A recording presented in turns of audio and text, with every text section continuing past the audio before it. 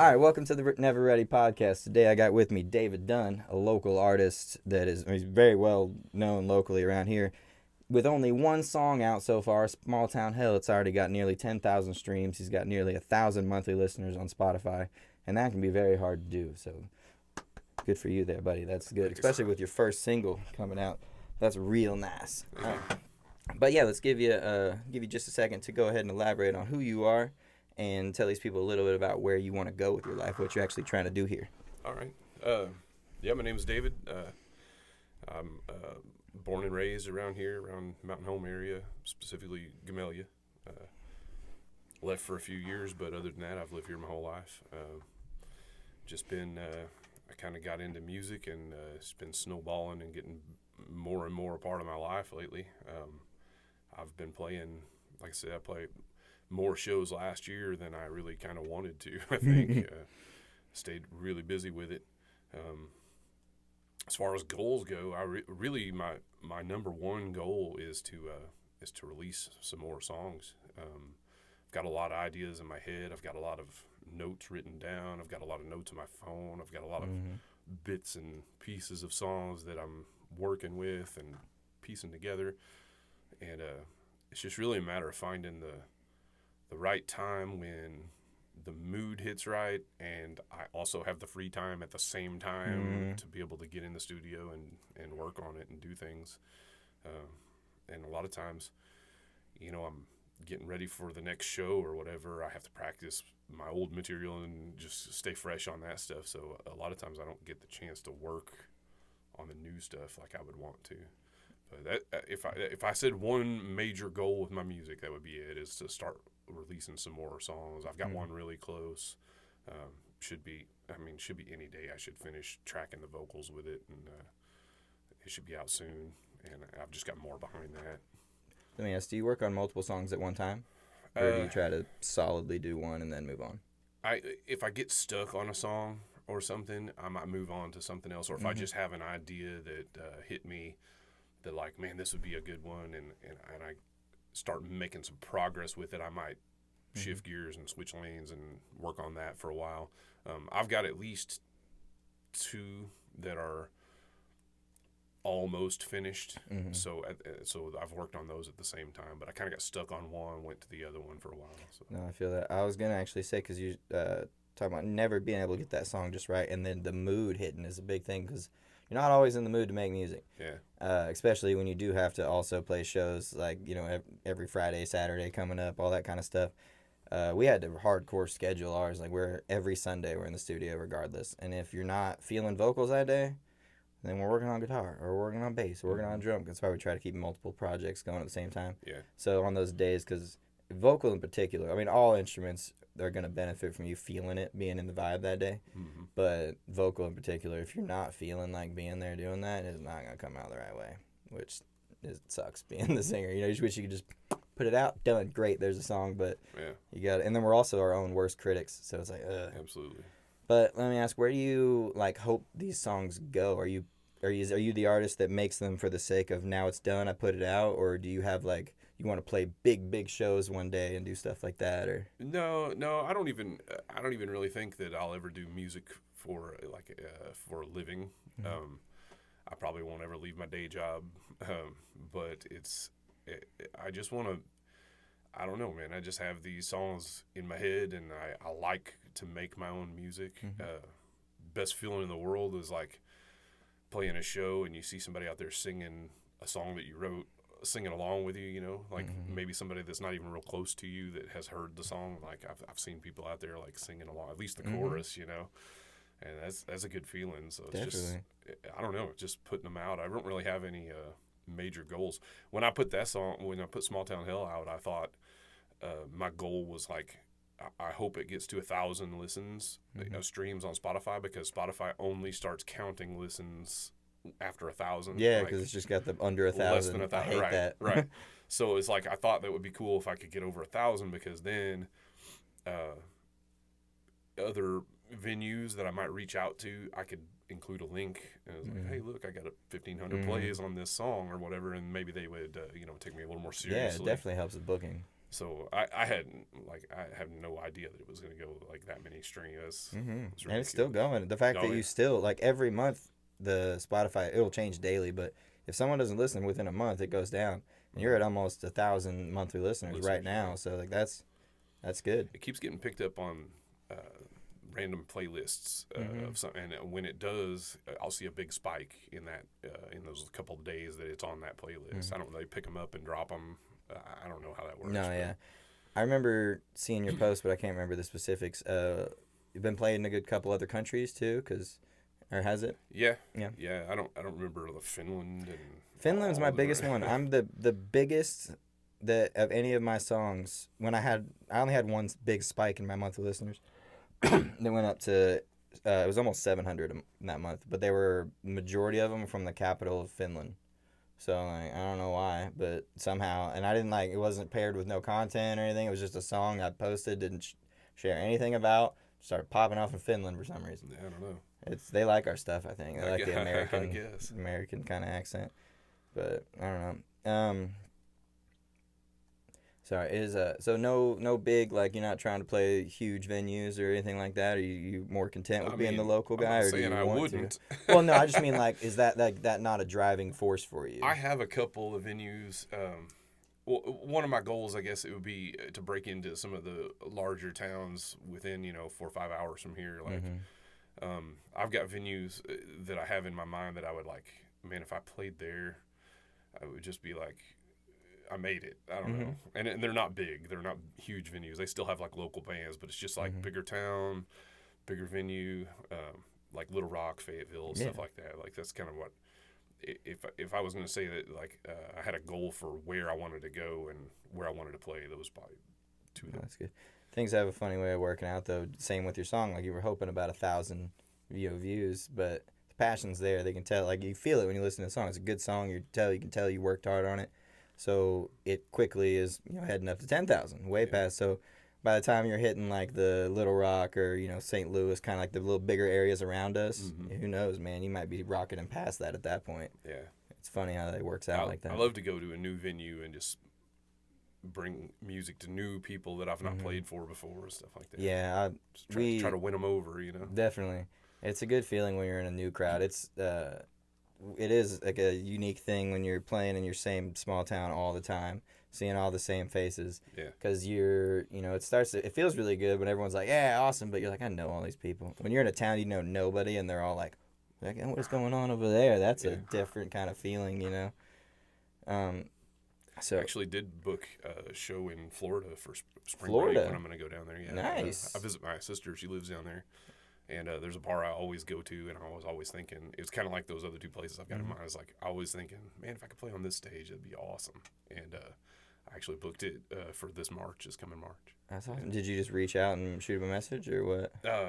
Funny thing is, they have a David Dunn that plays down there. He's a local guy, I guess, same name. Yeah. And I was down there visiting, and I started a tab at the bar or whatever, and a bartender read my name.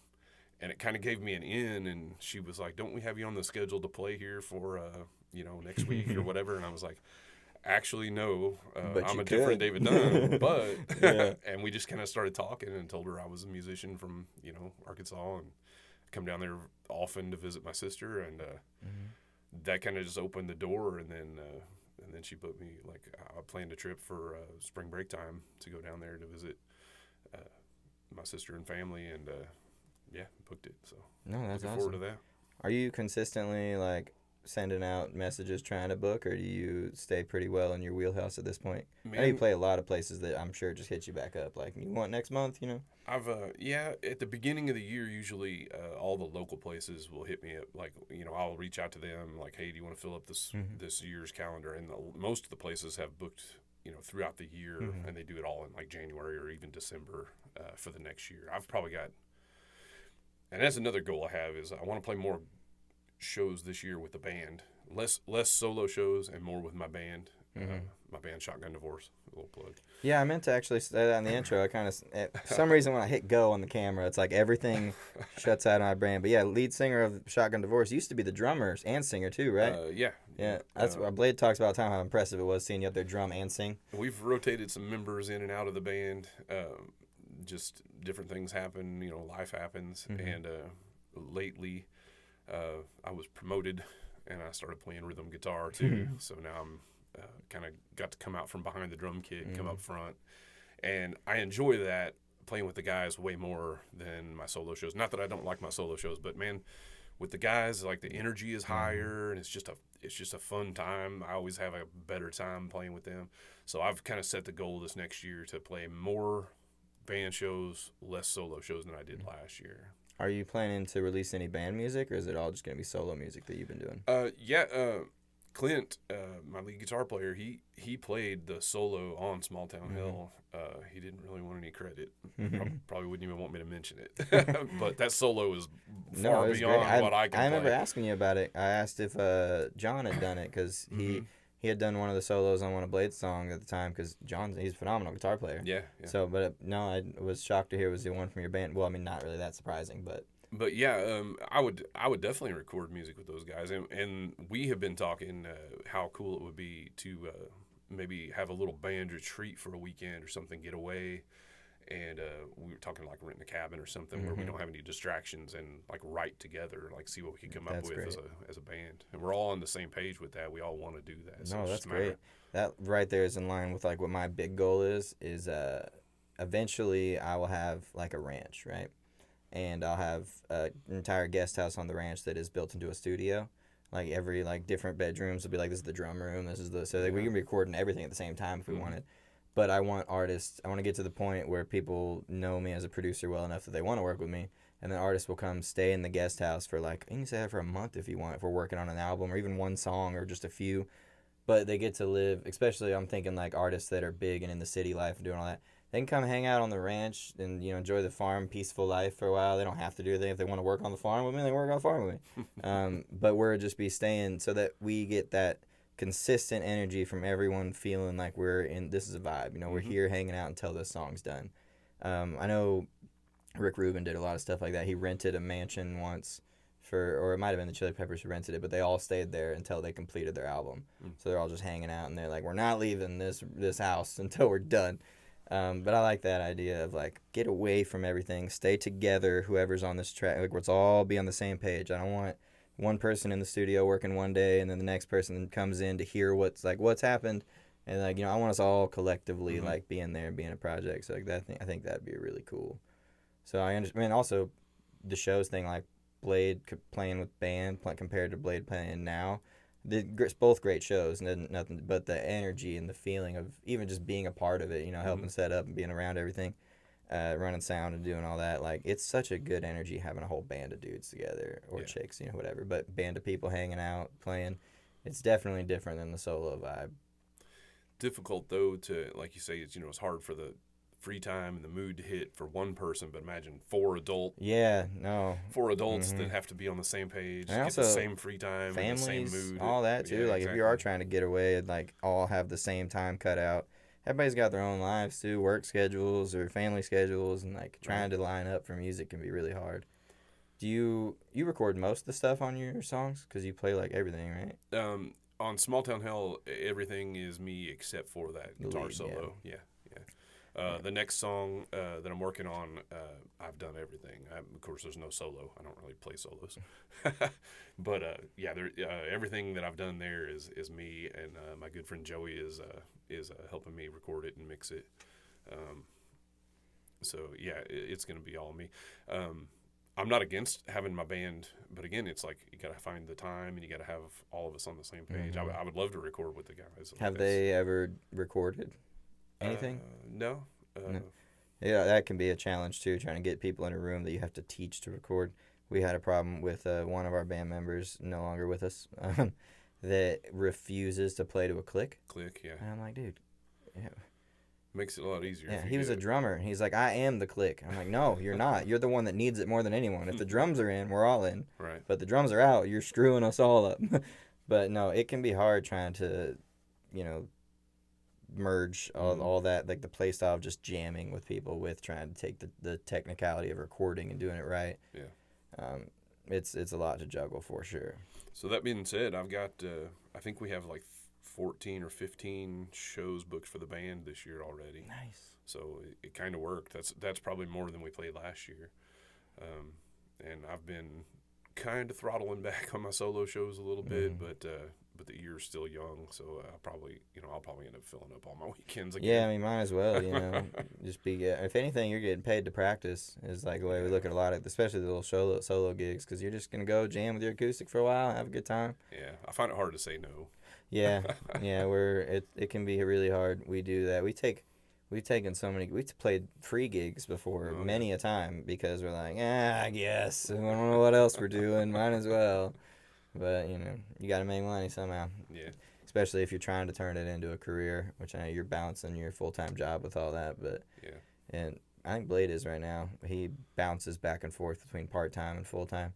I'm just doing this, and man, it's a lot. Yeah. Consistently, like making music, but man, it happens fast if you start going like building the catalog will help, like especially with the way your stuff's already been going, man, because you've already got one song at about 10,000 streams.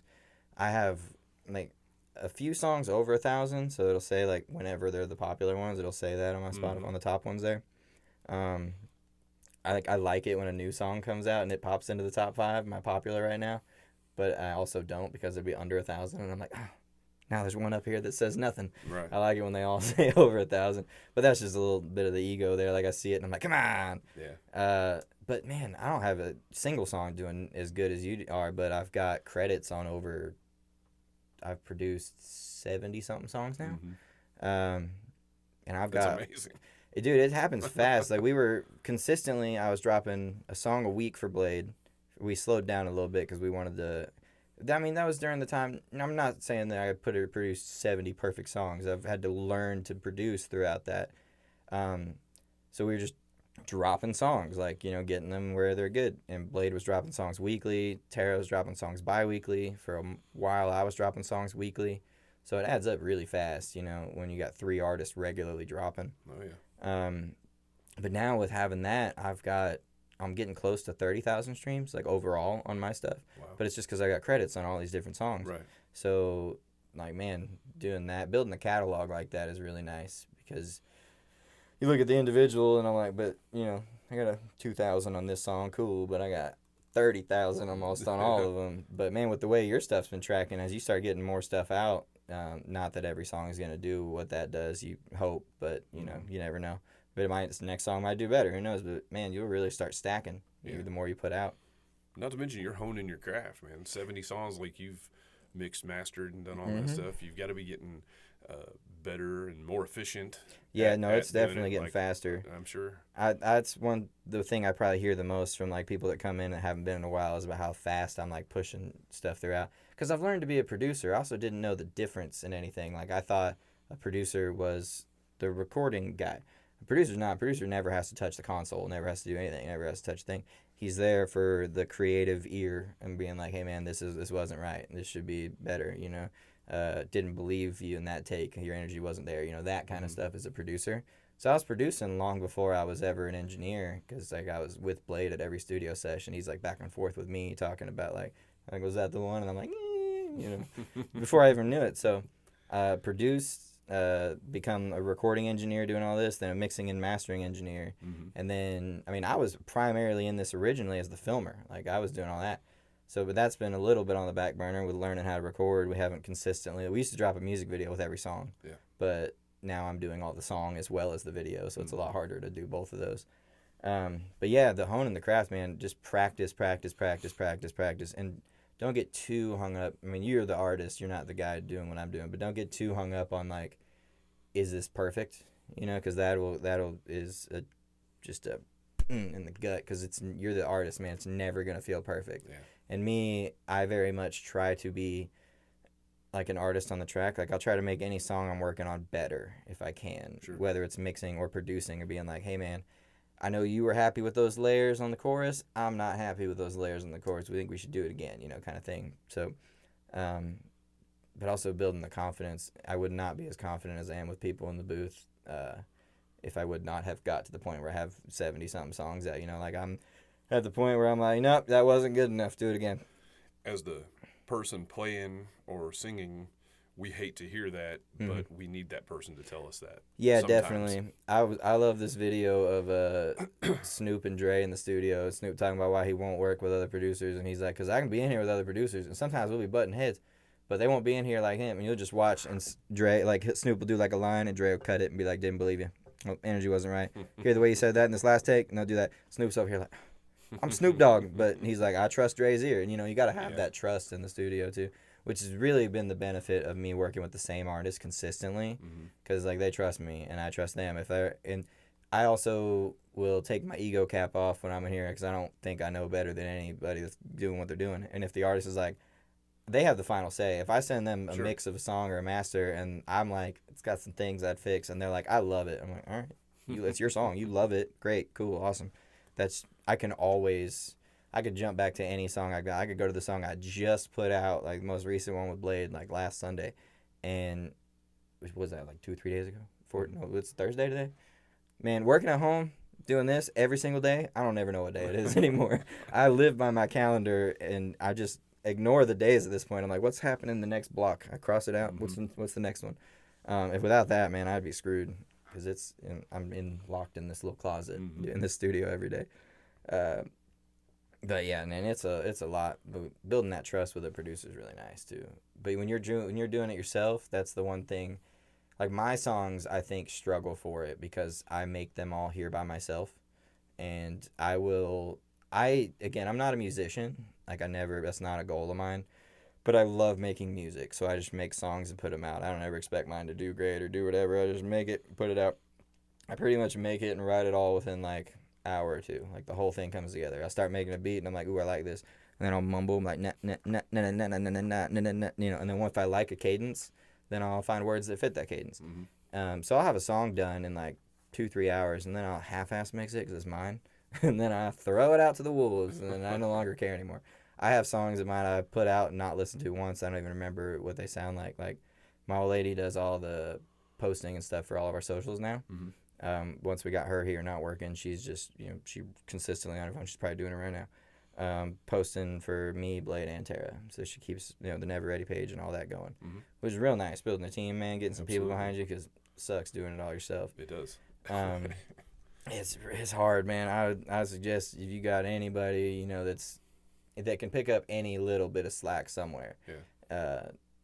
It's very beneficial. I wear a lot of hats for my solo stuff, and I wear a lot of hats in the band as well. Yeah, I've always been that guy. I even hear, like, I would love to be able to hire somebody to be like, hey, man, I got this whole podcast. Let me just send it to you, even though video is my thing. Like, send it to you. You edit it for me. Be done. Yeah. The only thing I got going, luckily, is like I make all the content, do all that stuff, and then I just send it to my old lady. And then I'm like, all right, you decide when it's posted, when it's coming out. I don't even care anymore. I send it to you. I forgot I made that video. Cool. I saw it like weeks later. That's nice. And if you got anybody like, I don't think you're married, right? You're not. No. Let's say if you got anybody like that you're with consistently, or I know your band members aren't like not that they're not taking it seriously, but they're not particularly in the recording side of it, so it's gonna be hard to be like, hey man, you want to push my content for me? They're not there yet. No, yeah, that's definitely like, it becomes an addiction, man. You start getting recording in particular compared to regular, just playing. Playing's fun. It's great. It's good. I love jamming with everybody, but when you make something and then like you get to even just coming in and making a demo, like we all walked in, sat down, played all our parts, did all our stuff. And then we get to listen to it back, and like we're listening to something we just made. It's such an addictive feeling, and I get addicted to releasing the next one. Like once I press send, I post it, I'm done. I'm like, this is great, and then I no longer care. I'm on to the next one. With the song I'm working on now, I'm tracking it myself, and like I said, Joey is helping mix and master it and such. And I have to say that like I don't really like tracking it myself.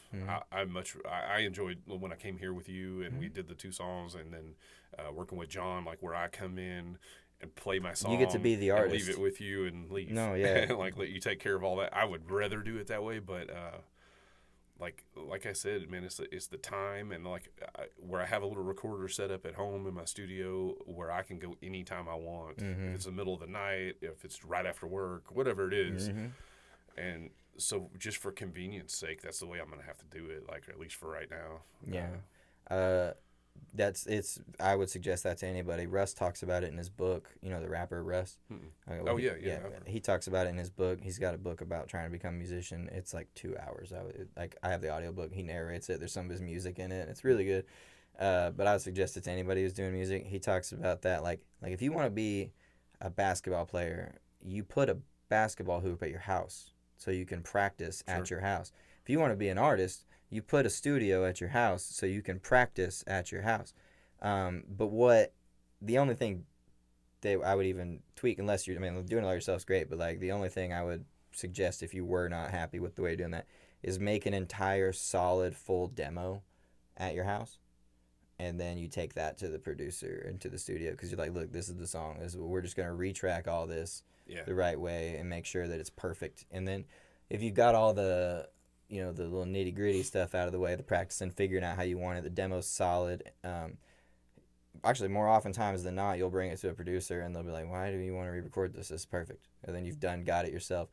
But if they do come in and they're like, man, the acoustics in the room of what your guitar was going, like I can hear more buzz, there's more shit in there that I wouldn't want, you know, just to clean up a mix, then, that's nice, really nice. I love it when people come, they're like, I have this entire song laid out, I know exactly how it is, and then I can step in. That's also when I have to like pull the ego cap off and be like, all right, now you know exactly how you want this song. I'm gonna shut up, because I can be just the engineer if I have to. I don't have to be the producer on tracks. But I think, that's what I was saying, sorry, that when I make mine by myself, they suffer for that because I don't even give them. They would benefit if I came back to it the next day and mixed it, if I recorded it, because then I'd walk in and be like, oh, this was not as good as I thought it was, because listening to something over and over again, it starts to sound good, like, no matter what it is. So I would benefit from that, but I don't. I make it all in like a day and post it, and then the next day I listen to it, I'm like, oh, could have done a little better on that. But I don't give myself enough time for anybody to hear it. I'm just like, no, I made a song. And they're like, you did? And I'm like, yeah, it'll be out in a few days. You'll hear it. Well, when I recorded Small Town Hell, I had been playing that song live like years and years and years. So I knew it. Like, I already knew how it goes. I know what the parts are, other than adding the solo with Clint, So it went, like, recording-wise, it went really well. Like, it was really easy to put down. I knew the bass line. I knew how to play the drums to it. Like, I just... You've made all the decisive choices in that amount of time. Yeah.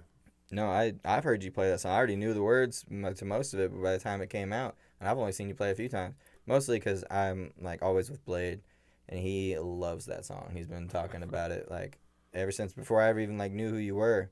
He was like, no, David Dunn, Small Town Hill. He loves that song, man, and I remember him, I think he messaged you before and asked if that was the first one you were dropping when you started talking about it. Yeah. Because he was talking about it here. He was very excited for it. I know he listens to it still. I play it. It's on my playlist and stuff. They come on. It's a good song, man. Thank you. Yeah, it's definitely. I hope people like the next one. And then the next one, it's kind of work in progress. I haven't played it live very much. I've played it at a few venues, like here and there, like, but it's still kind of... still fresh, it's still new, it's still like not 100% locked in, like that's how the song's gonna go. I mean, it's close, but like so it's kind of like I'm recording it at the same time I'm still tweaking it and finishing it, instead of like Small Town Hell was like it's finished and now we're just gonna record it.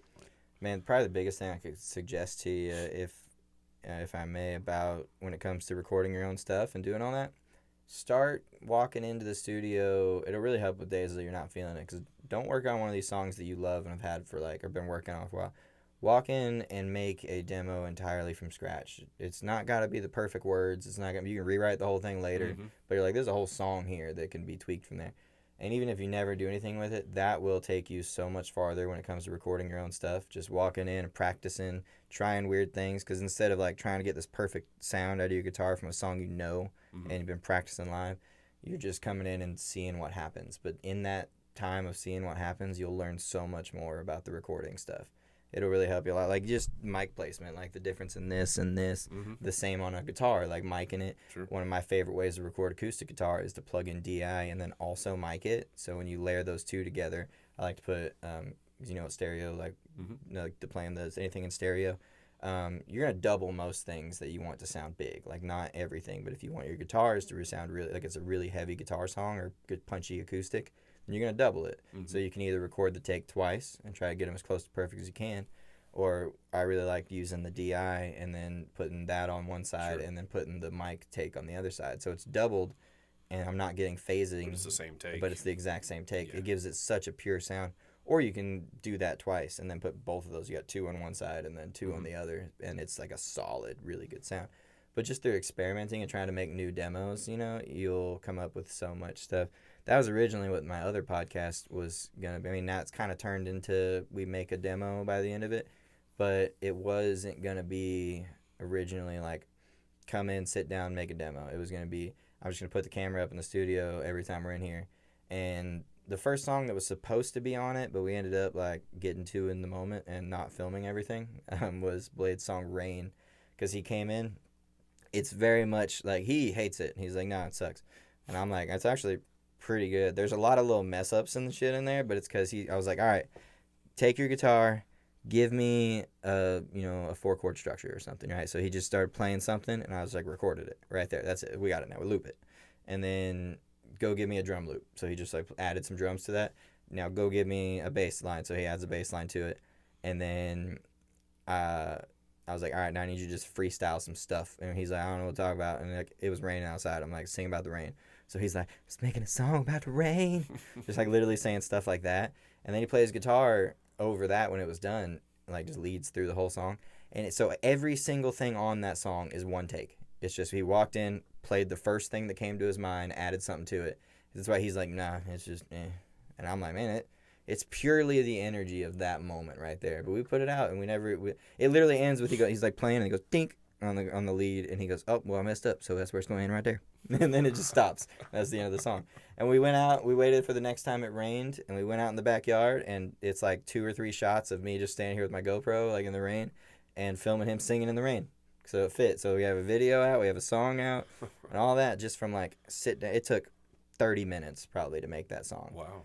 But doing that's one of, like, doing stuff like that is where it's got my catalog to like 70-something songs, and the practice that has come with all that, and trying to work with stuff that's not perfect, because it's really easy to mix a song where every take is perfect, but just making something and then throwing it all together will help you so much as becoming a recording engineer, learning yourself, and being a producer too, technically, because you have the influence on the track. You're not just you're the artist too, but you're artist / producer and recording. So that's a lot to juggle, but it's very beneficial for any artist to start doing what you're doing. Yeah, I don't have a producer. I do have a friend or two that I will bounce a song off of before I release it, which is why my new song is not out yet, because I bounced it off of a friend, and he was like, he was good enough to be honest with me and say, man, that's not your best vocal work. You need to look at that again. And so I listened to it again. I'm like, man, he's right. Like, yeah, no, yeah, definitely. It's very good to have that. I do the same thing. I've never actually told him that, so I don't know if he'll watch this, but I do that with my dad a lot, because my dad has a very, very broad spectrum of like what he listens to. Like his dad, my grandpa's a DJ for like so many years, and stacks of every kind of CD you'd know. I got boxes out in the garage that he gave me, just like boxes full of CDs, half of them unopened.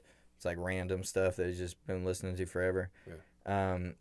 But my dad has such a broad music scope where he listens to. Like he'll be bumping Metallica, and then he's bumping some modern metal, and then he's jamming to Taylor Swift, and then so it's like everything. So I'll send him a song when it comes out. One, if I'm feeling good about a song, I'll be like, hey, what do you think about this? And if he says he likes it, I'm like, it's probably not bad, because he's got a good gauge there for music. But it's all mainstream stuff, like anything that actually does good. And, he's not listening to the little, underground stuff he used to when he was younger, but now he's just listening to whatever. Right. But if he likes it, it's pretty good. But also, don't ever shy away from something that you like compared to if somebody says they don't, because taste is everything in this. It's going to be Phineas, one of the number one producers in my book. He's Billie Eilish's brother. He makes music, records all hers. He was talking about one of his mentors telling him that your taste is everything in this, and it's going to make what your sound be your sound. Mm-hmm. So if your greatest defense and your best argument for anything will always be, well, I like it that way.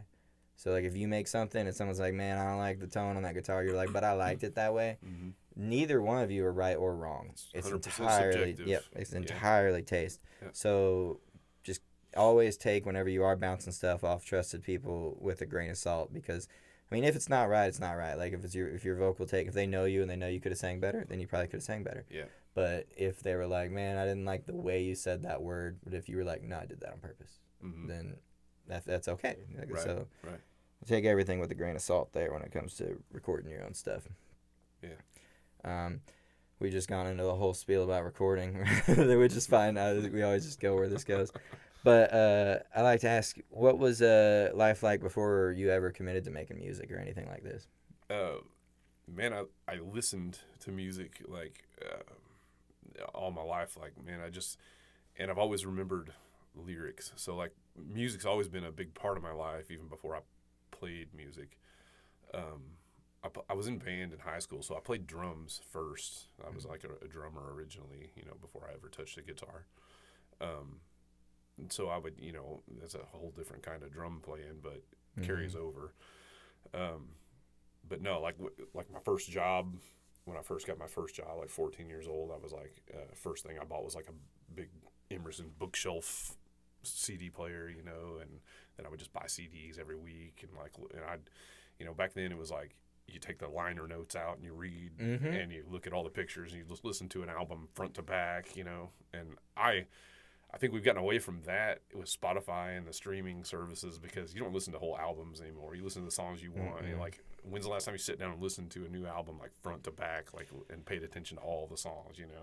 For me, like a week ago, but I'm also a producer, so Well, I'm a very specific group here. And I've been trying to kind of like make it a point to do that. When something new comes out that I like, I try to like find that album and do the whole thing.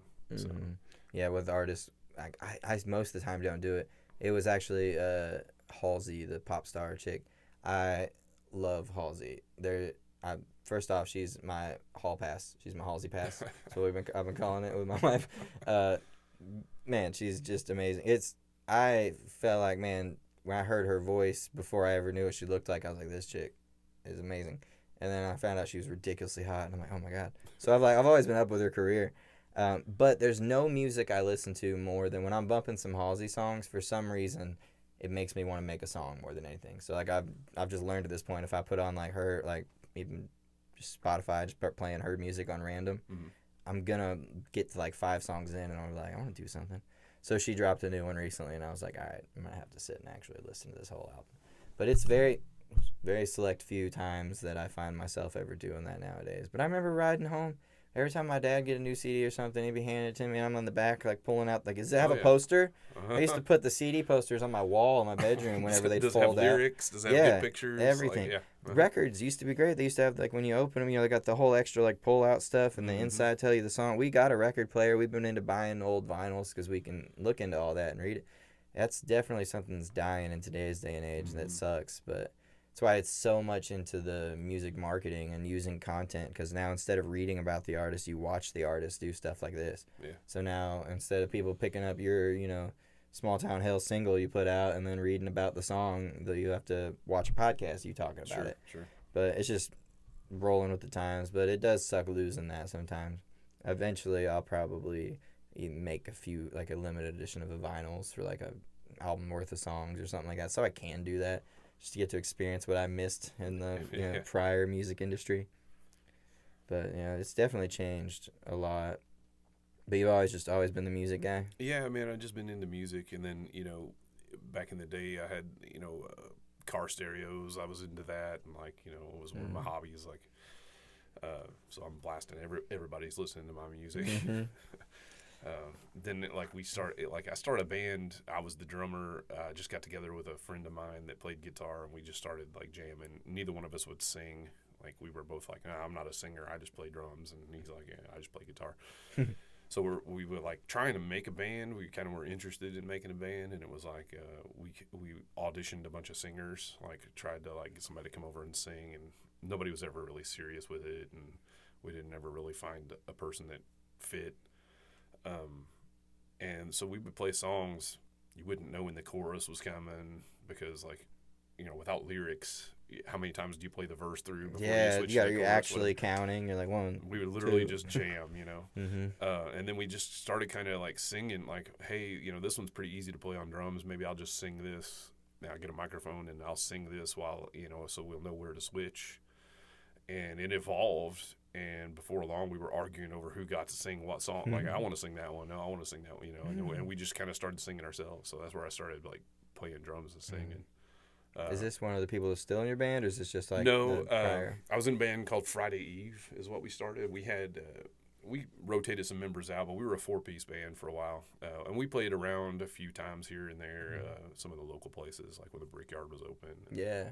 the Royal and stuff. But that kind of fell apart. We just didn't have the same goals. Like, I don't think those guys, they didn't really want to play a lot of shows, and they didn't want to. It's just a fun hobby, like on the side for them. Yeah, and I think we just had different goals, and we went our separate ways, whatever. And that was actually that kind of made me start playing more solo shows, because I was like, well, I don't have a band anymore. I'm just gonna kind of do my own thing and see. But then I ended up putting together. I was like, well, I still want a band, so I ended up putting together another band.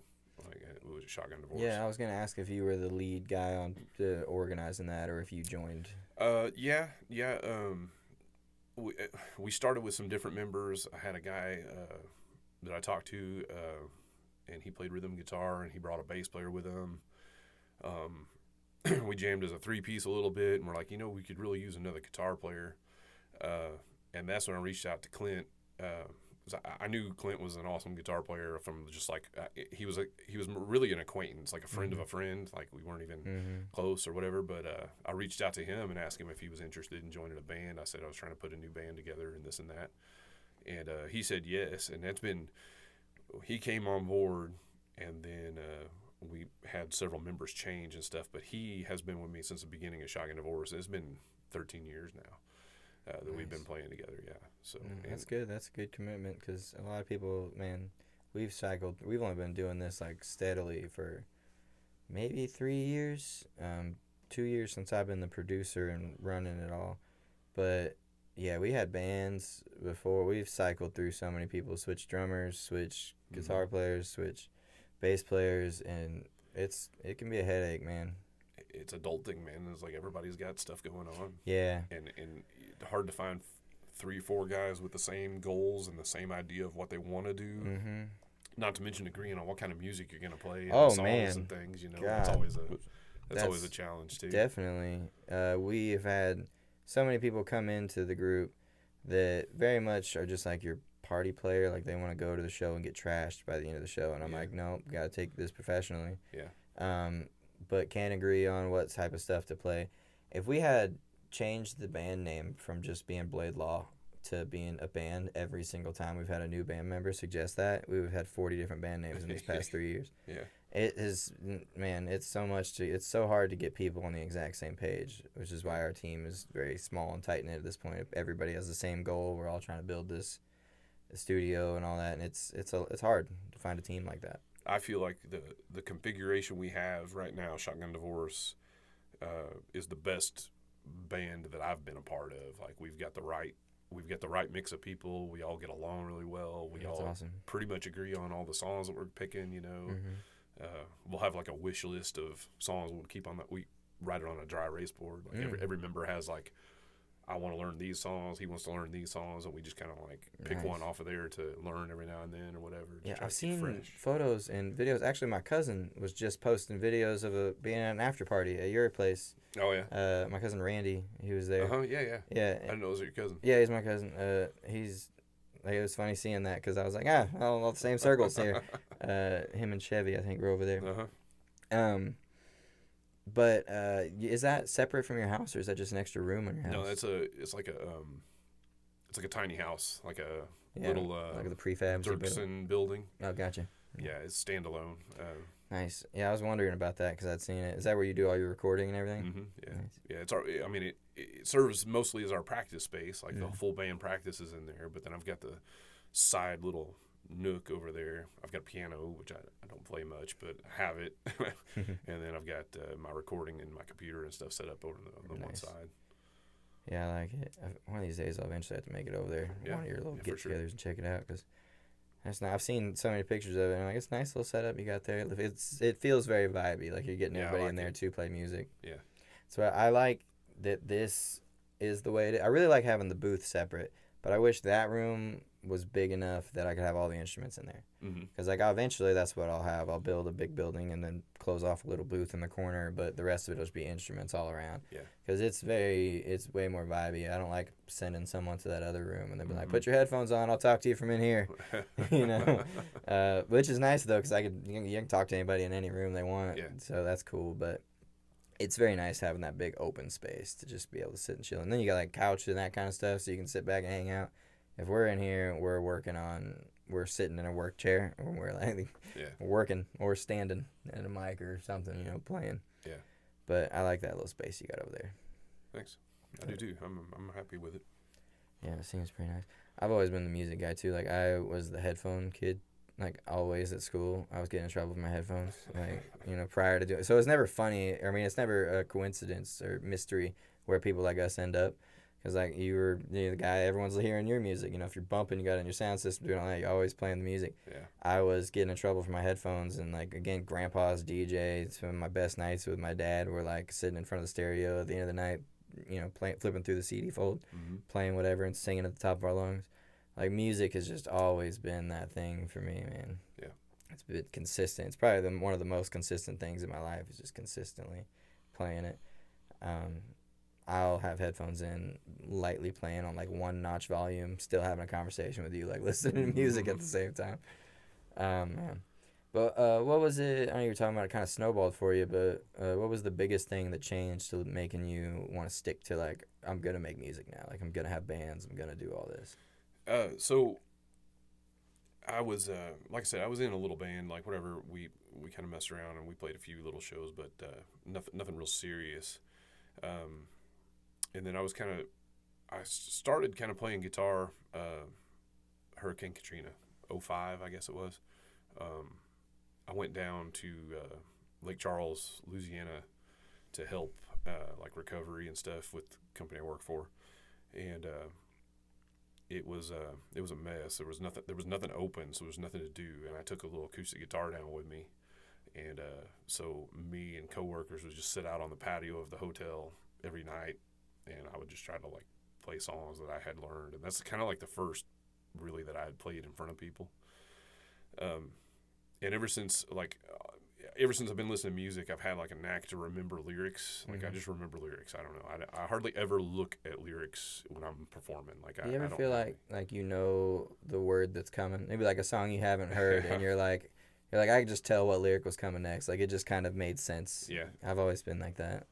So I have a knack for remembering lyrics, but I don't have a knack for remembering chord progressions and what chord comes next. Mm. So a lot of the stuff I played, I always use like a cheat sheet or like I have some that I remember. Like obviously there's core songs that like I play them without anything, but it never really occurred to me that I could use a cheat sheet at a show. Like I could. There's nothing wrong with having that. It used to be before iPads and all. And what really opened my eyes to that is I went down. I was in Texas. I think it was Fort Worth. I think maybe it was Houston. Can't remember. It's been a long time ago. But it was a big city, and we went out to a bar, and there was a guy playing. We're having a beer. There's a guy playing music, and he had this like binder, like a 3-ring binder on a music stand, and he was reading all the songs off of the.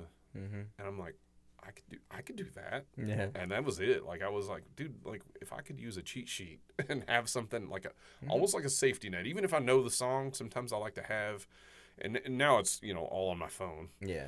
But a lot of people think when they see me play, I have my phone attached to my mic stand. They think that I'm reading lyrics. It's never lyrics. There's no lyrics on there. Just the chords. It's just the chord progressions. I have like a document that I made, Excel spreadsheet, if you will. It's like verse, chorus, bridge. Oh, nice. And it has the chord progressions on Nice. like 300 songs or something on there. No, that's I great. Just keep it there.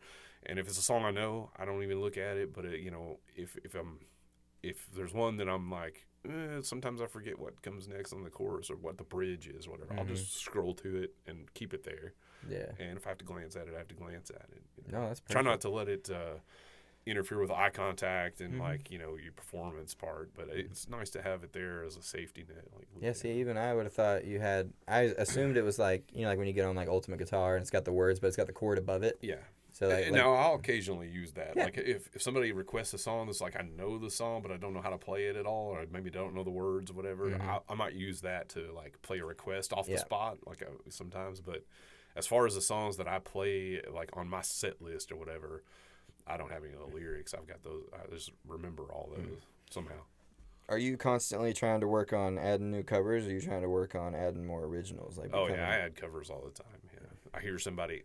If I go to a bar and I hear somebody playing a song and it makes me like, wow, that's a good cover. I'll steal it. Yeah, that's fine. That's awesome. That's good. Yeah, Blade's doing the same thing. He's consistently adding covers. We had a good chunk of time where we were trying to push only originals for a while, but that gets hard because you're not getting. It's nothing against the people listening either. Like, how are they supposed to get involved and sing along so they don't know a song? So now we do like a 2-cover original, 2-cover original, 2-cover original kind of cycle. You mean at shows? Yeah. Yeah, we cycle them through. Yeah, you have to pepper them in. Like you have to keep the audience engaged. Yeah, you got to play something everybody will sing along to, and then sprinkle in your song, and then hit them with another one they'll all sing along to, and they'll be like, that one in the middle, what was that? But you have to keep them engaged, and it's very much like the crowd work is a real thing, and that trying to keep people engaged it's very demanding up there on stage. You know, I haven't even done shows, but I've been next to Blade dealing with him through every single project he's done. I've only ever got up on stage once and played guitar. Other than that, it's like karaoke. Yeah. Like doing that because that's fun, but whatever. And then I'm also trashed if I'm doing karaoke, so that's way different. There's no crowd work there. Everyone's drunk. But it's fun. So I got back from Texas and started my own 3-ring binder, and I would just keep. And back then it was like Ultimate Guitar print-offs, just like words and Blade has a notebook. Surprised it's not in here. Yeah. A full folder of exactly those. I think I still have it. Big thick 3-ring binder. But then I just started reaching out to places. Like I bartended at a little place in Gamelia for a little while, and I think that was probably my first solo show I played there. Maybe played an hour, maybe 2 hours or something. Probably didn't even pay me. Probably was just like free beers or something while I was playing. But that was probably the first time I actually played an actual show, and that's kind of where it started, man. And just kind of did that. I hosted some open mic nights after a while. I did one bar probably for I think we did about a year and a half at one bar that I hosted open mic night every, I don't know, Wednesday, Thursday, whatever it was. Then they stopped, and then another bar in town started doing open mic nights. I hosted it for probably about a year. I'll tell you, that'll keep you sharp too. Like if you play every week, like consistently, but it was kind of like a open mic night, which it's hard to get people to come out in this small community on a weeknight. It's just like this town isn't really big enough to support live music on weeknights. You got your same. You'll go. Like you're going every Wednesday to the same bar. You're gonna see the exact same people there every time, playing the same songs. Yep.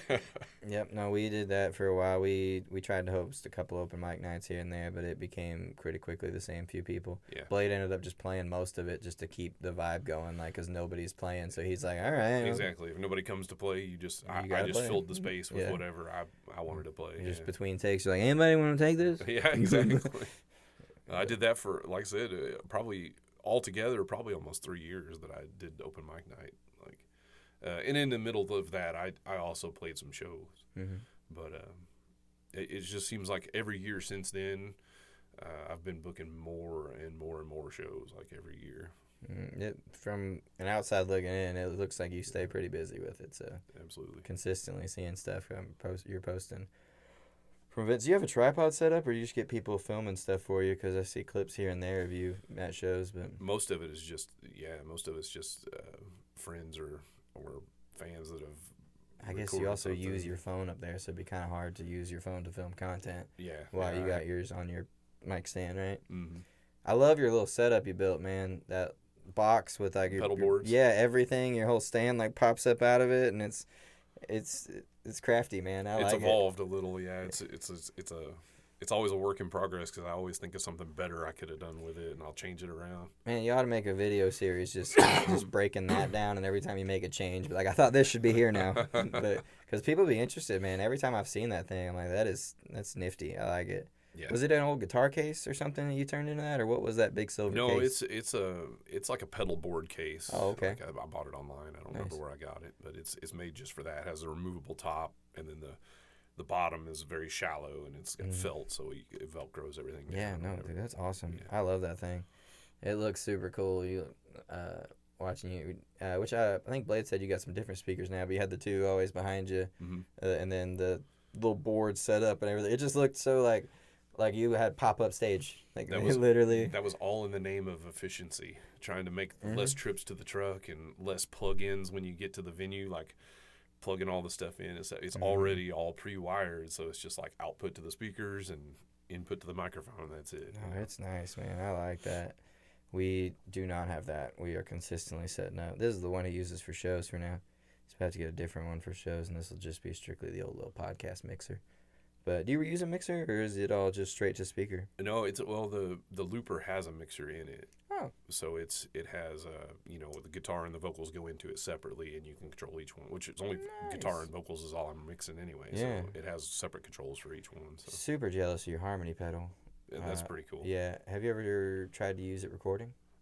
No, not in the studio or anything. I've got videos of me like recorded with where it's. That would be along the lines of where I say experiment, make demos. I feel like that's cheating. I feel like I need to Well, sing yeah, my own harmonies. definitely. Anytime you can, regular real takes would be better. But like for the sake of practicing and doing stuff, what's really cool, because I've thought about getting one, but not using it just to be the harmonies, but using it like on a harmony take. So like if I do like a backup vocal or like I'm doing the high harmony behind, use something like that on it, so your one layer high harmony becomes 3. So like you're just using it on backup vocals instead of like putting it on the lead and hearing that fake harmony that comes out of it, because that can sound somewhat robotic sometimes, especially really cleaning it up into recording. In a live setting, it's just gonna flow. It feels good. But when you really get, like, if you isolate it by itself and listen to your vocal with that, you're gonna hear the the little robotic-y stuff from that. But since I saw yours, I've thought about it a few times about the different applications of trying to use that in a song. You can do different things, man. You can plug your guitar into it. I have thought about using it to learn harmonies. Like if I wrote a song and this is how the lead vocal goes, I have a hard time singing harmonies unless I've listened to the song a million times and just heard the harmony and can like mimic it. I can't just sing a harmony with someone singing. Like there's people out there that have the ear for that. I can do your mid-range harmonies and probably your highs. Like I can just switch to little falsetto and just do a little stuff up here, but I can't match low harmonies very well. I'm not good at trying to do the low guy down here and match it. It just sounds like I'm doing a low voice when I do it. My thoughts are, though, if I had a song and this is how I want to sing it, I could record it with that harmony pedal, and then I can listen to that and learn what it does, and then I could sing a real harmony. That's a great useful tool right there. Honestly, I've never thought about trying to use it as like a teaching tool, but no, that's... They don't endorse me or anything, but the price did go down on that pedal, like $90, less than what it was. So it is way cheaper than it was before. I think I have one of them. I don't know if it's the same one in like my Amazon wish list. Yeah. But I also have this. I've never tried it. It's called a Cloud something, but it's just specifically for cleaning up vocals. It's like using a DI for your guitar or bass, but it's supposed to make it a little cleaner. I've never used it, and I've thought about getting one and patching it through in the studio, because I don't really care about it for live as much. Like I don't need crystal clear perfect vocal on live. We just need it to be good. Right. But in here you want it as clear as you can, so like there's all sorts of different pedals I'm potentially looking into playing with and using in the actual chain of recording. But none yet so far, just the DI, which is just pretty much for like bass. I don't think I use it for anything else. I have one guitar, I couldn't even tell you which one it is right now. It might be the Washburn. It will not play if I plug it in normal. I have to plug it in through the DI. Otherwise, it's just like, nah. It'll play on amps. Won't play in the studio. It's like, don't do it. You won't hear nothing. You plug it in the DI. There it is. Weird. Yeah, I don't know. It made me like I ran into that pretty early on, and I started thinking that there was just certain guitars are gonna need it. No, it's just that one. Just a weird. I thought I was gonna run into a bunch of times, but no. Yeah. But man, do you have a DI box? Mm-mm. It's just cleans up your tones a little bit. I know. I'm familiar. I just don't have For one. recording purposes, since you do your own, I would highly suggest getting one for your bass. Just a cheap like $30 DI box, and it'll help clean up your bass tones a lot. You learning any mixing, or are you just strictly recording and sending it out? Oh no, I mean I can mix. I would. It's just tedious. Yeah, EQing alone is a lot. Getting in there and cutting frequencies and boosting other ones. Before you even get in, like EQ and compression are like that's a headache in itself before you even get into anything. I've run live sound for bands quite a bit, so I'm you know your way around a mixer and all that. Yeah. Of course, we run sound for ourselves a lot of times too. So that's one of the hats I wear is sound engineer for our band sometimes. Mm-hmm. So we talked that you were always the music guy, always been that. It's always been a big part of your life, and then your music kind of snowballed with playing your first few shows, starting your first band, and then eventually getting into taking it more seriously. What is it now that keeps you like super or consistently motivated to do what you're doing? Because you're pretty on top of it. I still just have fun. It's still fun. If it ever stops being fun, I guess I'll probably not do it much. No, that's great. I love that. I still love going out and playing for people, connecting with audiences. Like that's just the best feeling. Mm-hmm. And like I said, I want to go other places. I want to go to new places. I always like to go to a new venue. Mm-hmm. It's just I've got a lot of hobbies, and I've had a lot of hobbies throughout the years that I will get like ultra focused and like that's all I can think about. Let's do this. Or I want to do this all the time. But music, instead of being kind of like that, has been it's been there the whole time. Like some of my hobbies have come and gone. I go through phases, whatever. Mm-hmm. Like I get like super focused on something, but music has always been like alongside of any other hobbies that I've had. So, but I'm still having a good time doing it, and I probably won't stop anytime soon. I don't look to. So I love that. You gotta enjoy what you're doing, man, because like we take it seriously at this point of like we're trying to make it a job and career, but I am. Like I'll tell everybody before every single time I hit record, like when I'm talking from in the studio to the booth, I will make sure I reiterate, have fun. It'll be the last thing you'll hear me say before I hit record every time. Because when people start getting frustrated, they're like, I can't get it. I'm like, we need to stop right now? Because we got to remember that the only reason we're trying to make this as a career is because we actually enjoy it. Mm-hmm. So don't start getting frustrated with what you're doing. I take a lot, like that was me with skateboarding. I skateboarded my whole life. And when I started getting to the point where, like, you're not landing the trick, you're just getting mad, frustrated. Like, I'm like, why am I? Like, people throwing their boards. I've broke boards before. Like, why am I doing that? I'm here to have fun. That's the only point, like, that's part of it. Right. But, it's good to hear you say that you do it because you enjoy it. Because, if you're going to make it a career, then cool, make it a career. But you have to remember the reason you're making it a career is because you actually love what you're doing. Yeah. So a lot of people don't, man. A lot of people are getting into trying to build a whole career around something that they can't stand just because they think it's a smart choice. Mm-hmm. I can't do that. No. I was doing good running my own business before, making way more money there. Not happy though. Don't like that. Right. So it's way better to me to actually be doing something you enjoy. And then I know you're still doing it alongside regular work, but that also is good because it gives you the freedom to know that like my bills are paid for. So my music can stay true to me, doing it because I love it. Yeah. When you put that pressure on it to where now I have to make money doing this, you can start to lose a lot of that, which I hate to see happen in any artist that they start dreading going to play. I don't know I feel like if I lived in a bigger town, somewhere different, or if I was even willing to relocate to a different town, a big city, whatever, I feel like it would be more likely that I might want to do it for a living. Mm-hmm. But living here, like I said, nobody hires music through the week. So what are you gonna play 2 nights? Mm-hmm. You're gonna play Friday and Saturday night every like weekend. One big venue here, and they are so up in the air. Different owners every time I talk to them. So 8 shows in a month.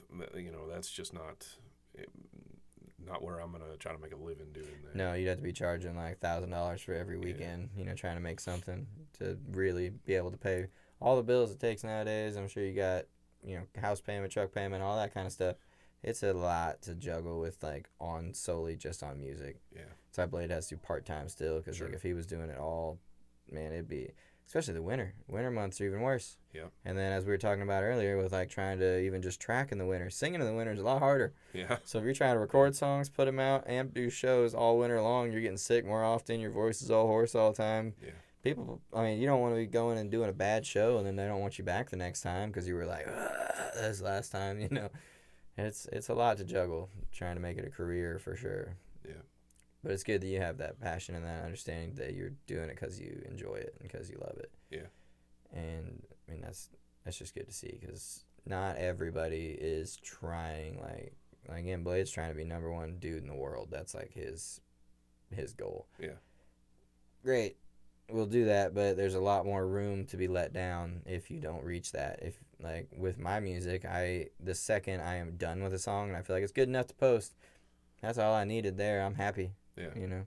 So it's good that you have what you're doing, a mix of what he's doing and a mix of what I'm doing. So Yeah. Well, like I said, I played more shows last year than I really was comfortable playing. I tied up a lot of my weekends playing shows, where, you know, I much rather would have had a weekend off or went here. Yeah, you got a kid too, so you want to spend some time. Yeah. You know, just one kid. Yeah, she's 13. Yeah. Yeah, and you got a daughter. Yeah, it's a lot. Try to every weekend. Like there's 4 living here, so going every weekend to go do shows and then spend Sunday in the studio. It's like you're sacrificing a lot of weekend time with the kids. Yeah. So it's nice when we don't have a show and he's like, I'm here Saturday. Right. What we doing? But yeah. So again, we talked before. We talked what's changed, and we talked what keeps you motivated. Let's talk about what has changed in your life since, or about your life since you've become, you know, David Dunn, Shotgun Divorce singer guy. Like, everybody knows you at this point as the musician. Like, literally everybody I know or have ever mentioned to you about, like, they know who you are, and it's because of music. It's not because of your day job. It's because you're the music guy. I do. I do. A lot of people do recognize me from shows and things, and I am the worst with faces and names. I don't remember faces and names hardly. Yeah, like I struggle with that. Have people saying hi to me all the time that I don't know where I know them from, you know. And usually they'll say something like, "Hey, you got any shows lined up or whatever?" You know. Of course, I got shows lined up. It's on my Facebook, man. Check it out. I don't know you. That's probably why I have two names, because I'm Blake Martin. That's always been my name. But I mean, that's my middle name and my last name. I've always gone by that. So I just started going by my first name and my middle name, Christian Blake. So it's like, if now I'm putting this out there, so anybody who like ever fans on my shit is just they're gonna walk up and be like, "What's up, Blake?" But it's like, now if people walk up and they say Christian, I'm like, you know me through this. Right. But if I'm like, They they call walk you up Blake. and they're like, "Hey, Blake," I'm like, do I know you somewhere? Yeah. Where did I forget you from? Because like, I'm the same way. I'm horrible with faces. I'm like, I don't know.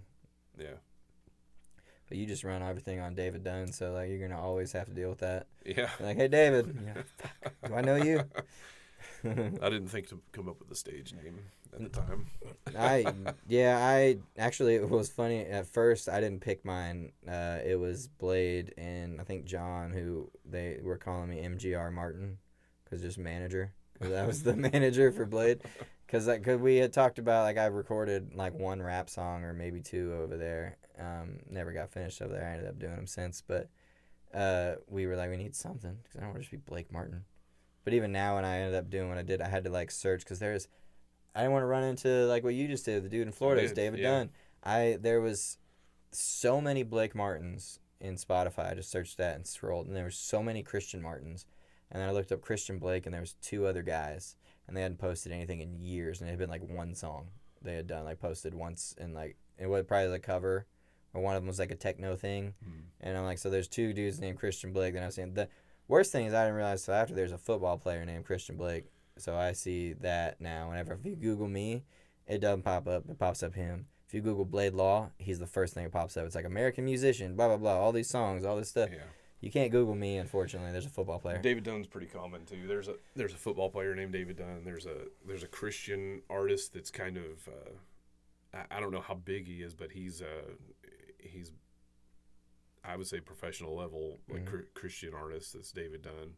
And then there's that local guy in Florida that just happened to give me an in.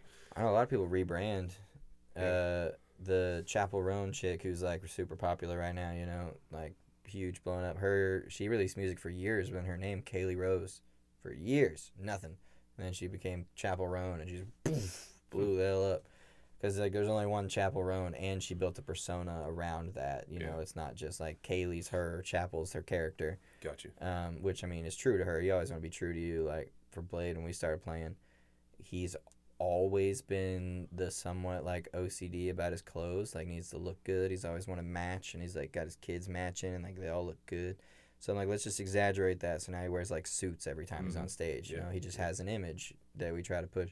But you just want to exaggerate who you actually are. But it gives somebody something to grab onto, you know, and be like, I relate to this guy because he's brave enough to act how I want to act. A lot of people want to walk around in suits all the time, especially. But how many people in Mountain Home walking around with suits? You know, it just doesn't fit the vibe. And a lot of people be like, I used to be the guy, I wore suits to school sometimes. Just like in high school, and people are like, why you got a suit jacket and tie on? I'm like, because I wanted to. But like, you don't want to be hit with all those questions, but a lot of people don't. So like when they see someone brave enough to push whatever their thing is, it really can make them resonate with an artist. So diving into like the deeper side of who you are and really pushing that really can help grow a fan base and make people feel connected to you. Yeah. But yeah, there's like probably, I wonder, you're the only one because I'm following you on Spotify. So if I search David Dunn, yours the first one pops up. But I never thought to scroll through and see how many David Dunns are on there posting. It's pretty common. The movie Unbreakable. Bruce Willis. Yeah. His name is David Dunn. Oh my God, it is. Movie, yeah. Oh wow. I love that movie. The whole trilogy, man. That one, Glass and Split, or Split and Glass. Those were good. Yeah, I never put that together, honestly. That's funny. You and Bruce Willis kind of got the similar kind of thing going on here. I mean, I'm the same way. We're both bald guys. So that's like pretty much as a bald guy. You know how many times I've heard Bruce Willis and I don't look nothing like Bruce Willis? It's like he's the bald guy that people think of. For the record, I'm not bald. I shave my head. I do too. I have hair. I got the gnarly widow's peak thing starting, so I just started shaving it. But I've been shaving my head since I was 21. I just started early. I was like, it got a little thin. Like, not even thin. It just started widow's peaking a little. And I was like, nope. Bald now. Forever. Just been bald ever since.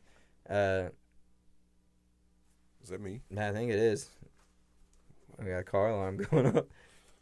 My wife's breaking into your car. Sorry. I might have mashed the button or something.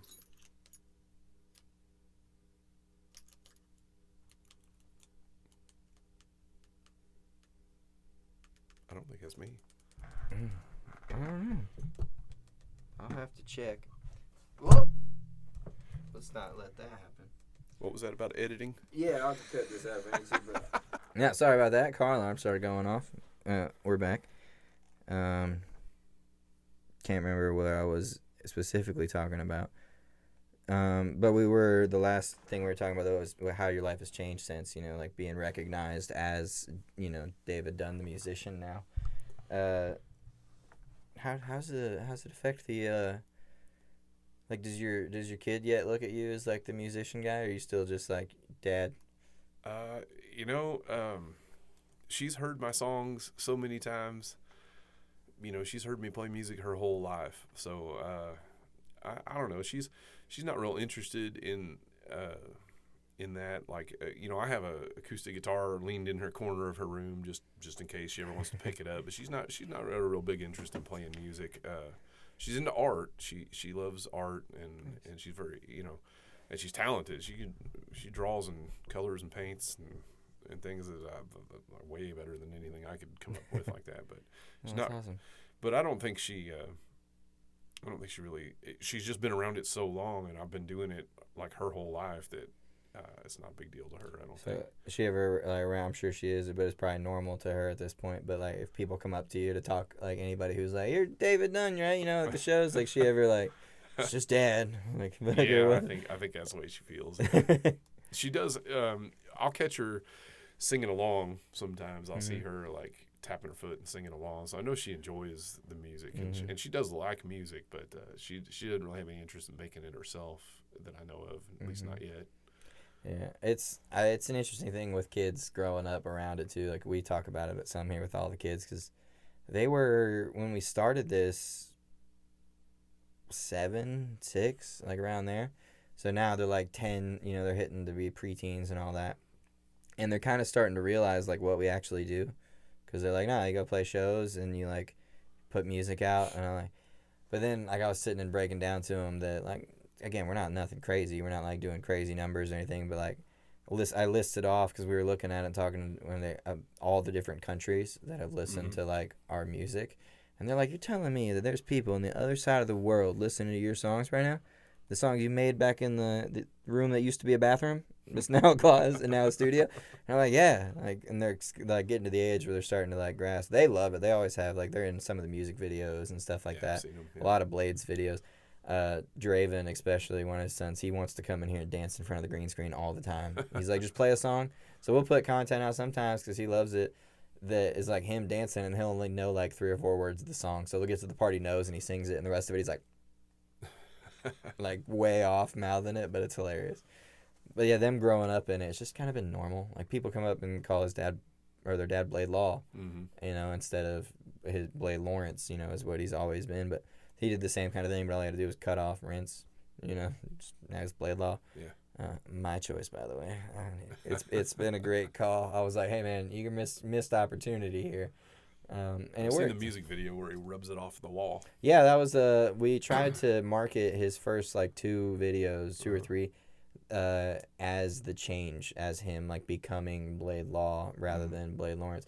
That's why you see him in the first videos like just in like a t-shirt and jeans playing for tips, like busking, like he used to typically do. That's where he used his kid the first time. It was his kid to throw something in the Put the bucket. money in there. But it was like a quart, like a penny and like a Pokemon card, just like whatever stuff a kid would have in his pocket, and he just dropped it in. But yeah, so the transition, that was actually the same video where he went right where it raced rinse. Yeah. But we tried to really show the transition of like he's not Blade Law or Blade Lawrence, the campfire singer who he's always been. Right. You know, the guys with the acoustic at the party.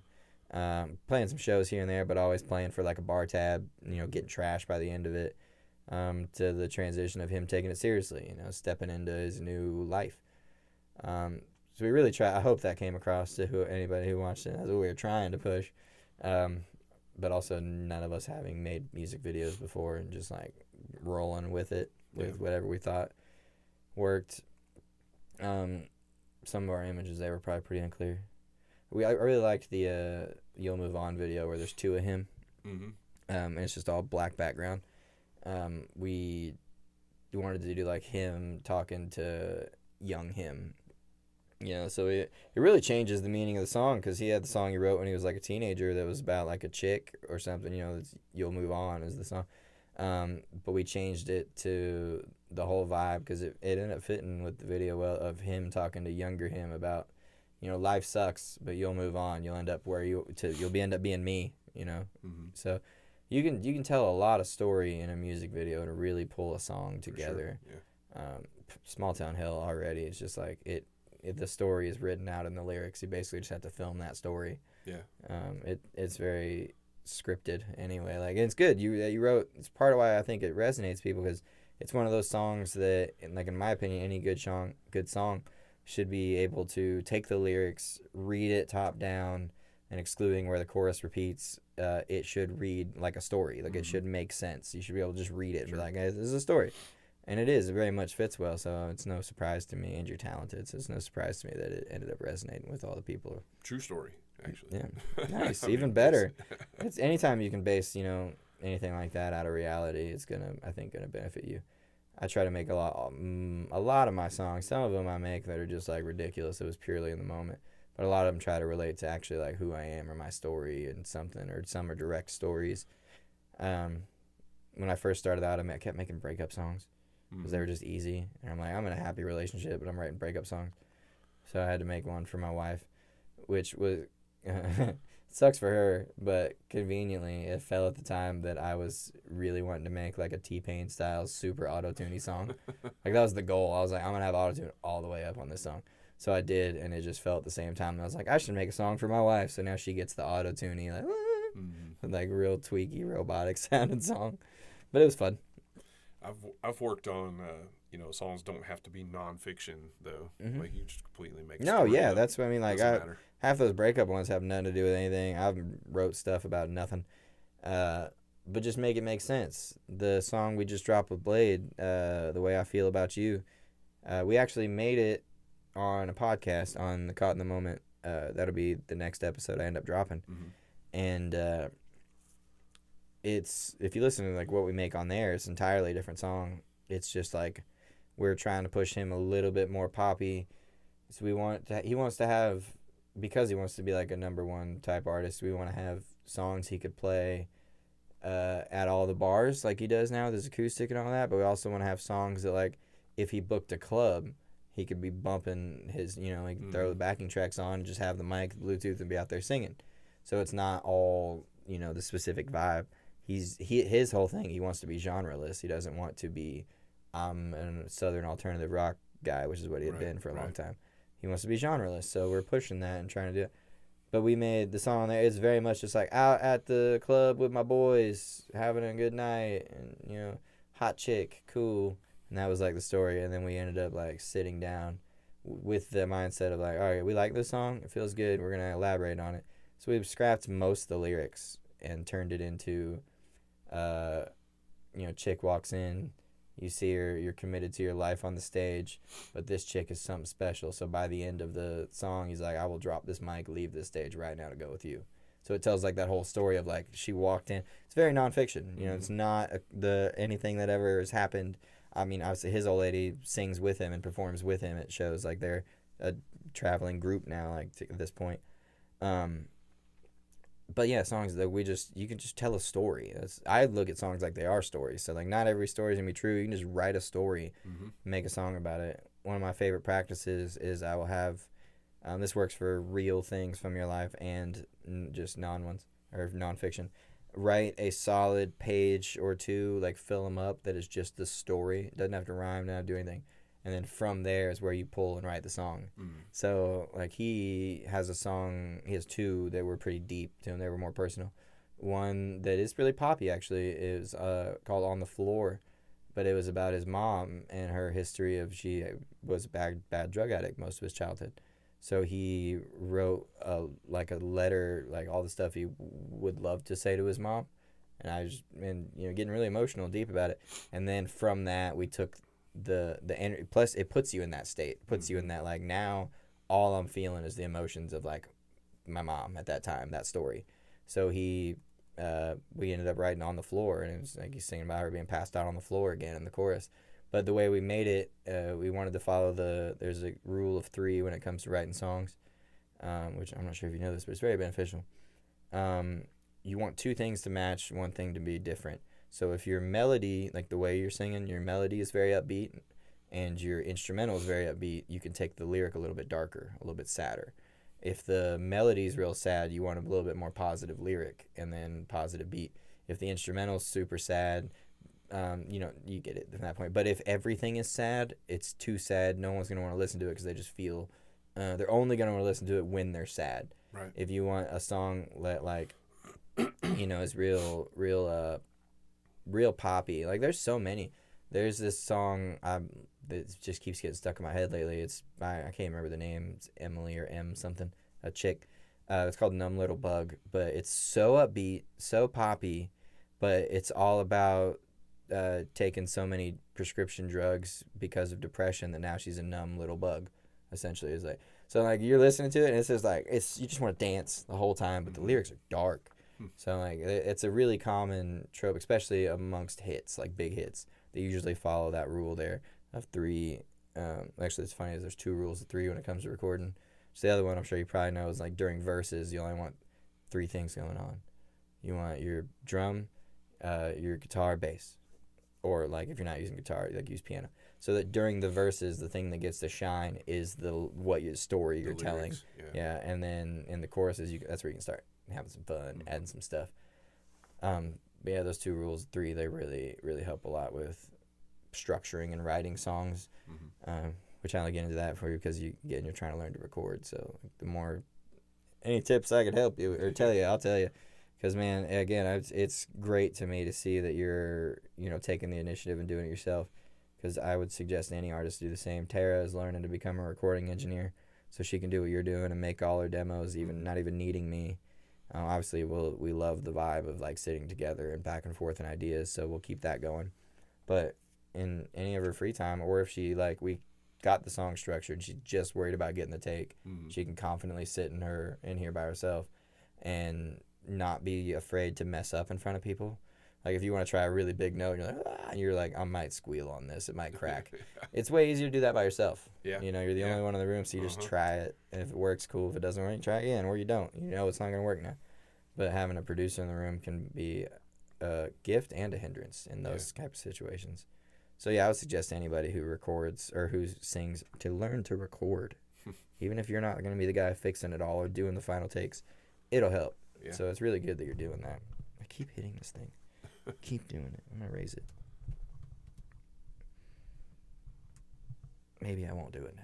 It's really this. I keep knocking the bottom down here. But yeah, sorry, I got a little sidetracked there. I keep leaning back into recording with you because it's always interesting to talk to people who are, and I've learned the most probably from just sitting with other producers and other stuff and doing things. Worked with a couple now at this point, and everybody does things different. So there's no rules. You just do whatever. Very subjective as well. Mm-hmm. Yeah.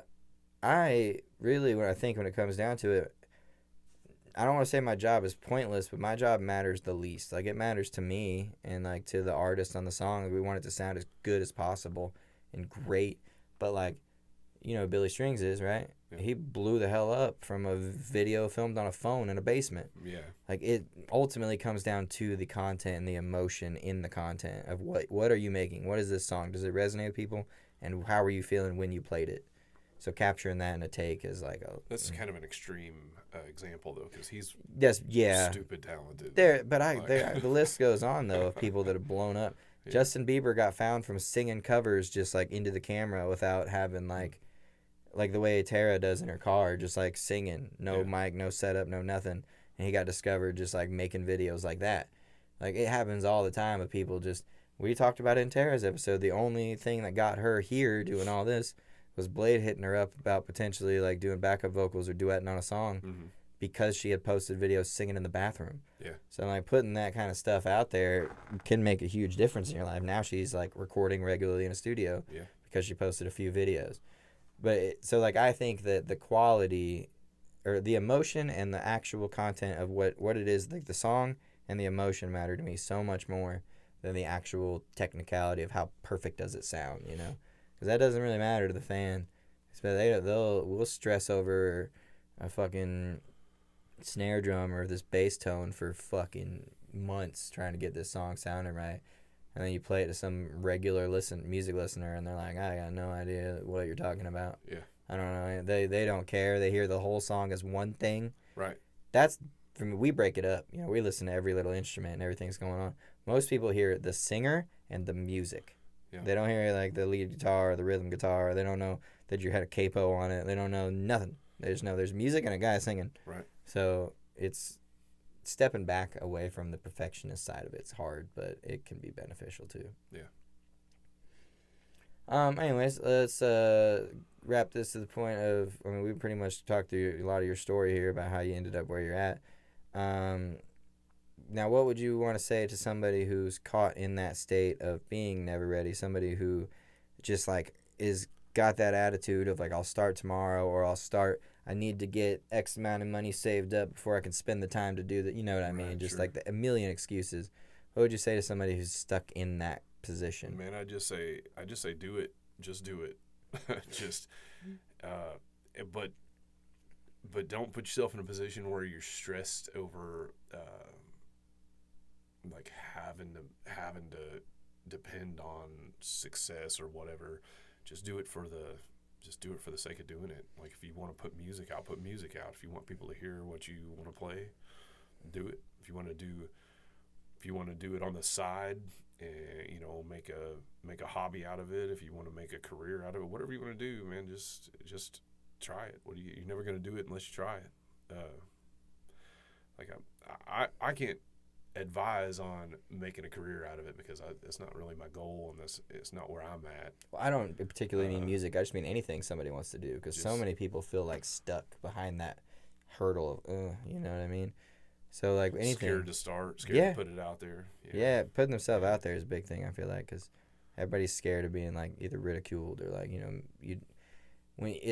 it can be really crushing when you put something out and like 6 people nobody likes it. Nobody cares, or they're like, not your, and you're like, man, I tried, but I don't know. I don't think you need to do it for anybody else other than yourself. Like if you like it, no, and you're expressing yourself or whatever, in whatever you're doing, art, music, whatever. No, beautifully said, man. Do it for yourself, not for anybody else. I've joked with my wife, and I'm going to end up having to do it, that at the end of this podcast, when I ask that question, I'm going to have to make a clip of me asking that question, and then it's spliced through the compilation of everybody's answers, because everybody just goes, just do it. Just do the thing. Like, every single time it's been that, which is Nike nailed it, man, when they were like, just do it. It makes me think of that Shia LaBeouf video, just do it. Yeah. But no, that's right, man. Just get out there and do it. Do it for you. Like he said, do it because you want to do it and because you love it, not for the other person. I don't know. If you never put it out for anybody to see, then you'll never know. Mm-hmm. Yeah, no. People could love it. You could be the next fucking Elton John, and you have no idea because you're like too shy to do your thing or to put it out. Yeah. And not that everybody has to try to be that. You could be very content with being the guy. Also, you don't even have to be the guy to put it out if you don't want. If you just want to start recording to make music for you. Yeah. Whatever it may be, do it for you. But yeah, man, beautifully said. And finally, let the people know where they can find you. How they can find your music, anything you got going on, socials. Yeah, you can find me on David Dunn on all the streaming platforms: Spotify, Facebook, YouTube, Apple, Amazon, all of them, all the places you can find music. If you search me, you can probably find my song "Small Town Hell." Another song coming real soon, hopefully. And then of course you can find me on Facebook. You can find my band Shotgun Divorce on Facebook and YouTube, and playing anywhere around Mountain Home, pretty much. Has Shotgun Divorce put out anything like on just YouTube or anything like that, like videos and stuff? Not anything that we've like recorded specifically for that, but there's a lot of like just people in the audience recording us and whatever, and we've uploaded a lot of that stuff. You have a YouTube channel, Shotgun Divorce one? Yes. I think so. I never upload stuff like that. I always take a lot of people put it on their YouTubes, and I just link to it usually. Gotcha. Well, now again, you're not stressing on the like making it full on a career, but if you ever want to monetize, it's a good way to just start throwing all your lives on one channel. Because if you YouTube's a stickler. It's like, I'm probably gonna be off the numbers, but it's like 1,000 subscribers and like 100,000 views or likes you have to have before you can start monetizing. But posting on a bunch of different channels makes it a lot harder to get to that point. Sure. But again, all that stuff's just like catalog, like I was talking about earlier. You get all those songs, and you start getting streams racked up across all of it. Yeah. So everybody's putting all this stuff on this channel, and then it'll start doing good. I've always really used the videos and stuff like that for just to get more gig. Like that's a tool I use to hey, I want to play at your venue. Here's some clips of us doing what we do, or whatever, and I'll use stuff like that.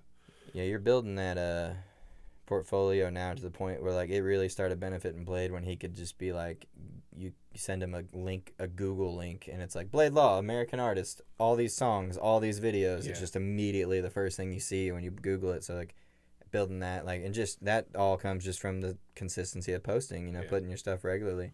So then it'll help you get out there. But yeah, you're doing pretty good.